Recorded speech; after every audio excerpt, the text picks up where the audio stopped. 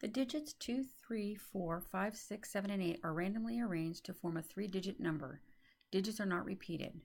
Find the probability that the number is even and greater than 800. Okay, since we're trying to find the probability, what we need to do is find the favorable outcomes and divide that by the total number of outcomes. So we're going to go ahead and concentrate on the total first. That way we know what our objects look like and what sort of things we can form.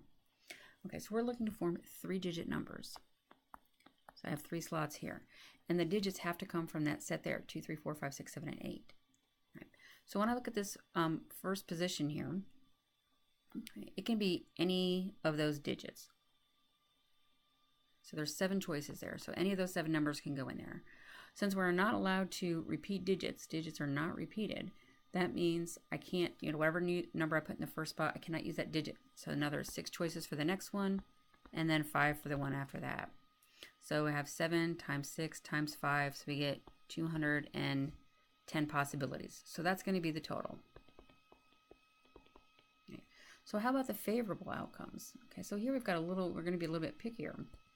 For the favorable outcomes, well, we want to know that it has to be an even number and greater than 800. So here are my 3 slots. Now, in order to be greater than 800, what does that digit have to start with? And like I said, that would have to be an 800 or a 900, 3-digit number. Well, we don't have 9 to choose from, so there's only one choice. So the 8 has to go here. So there's one choice for that first digit. So they're all going to look like 8 something something.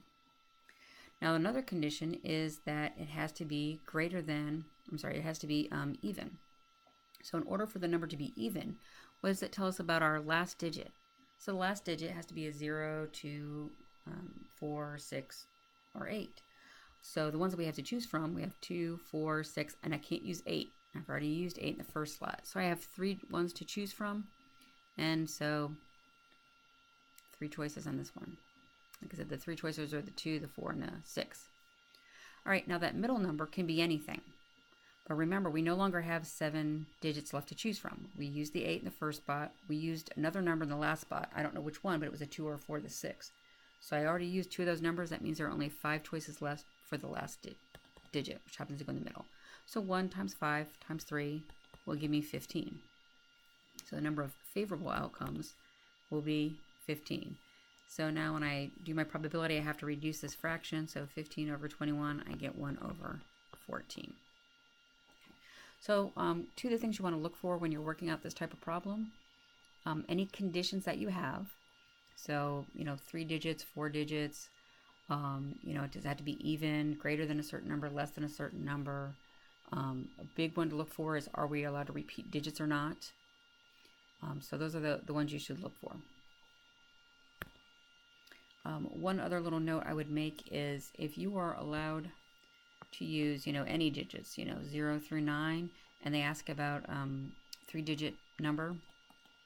Remember, this first one here could not be a 0 because 0, 1, 2 is not a number. So you have to have a non-zero digit in the first spot. So there'd be 9 choices. If you were allowed to repeat digits, then any 10 can go here, and any of the 10 digits can go here. So there'd be 900 possibilities. So just something to keep in mind when they, talk about, numbers. It cannot start with a 0.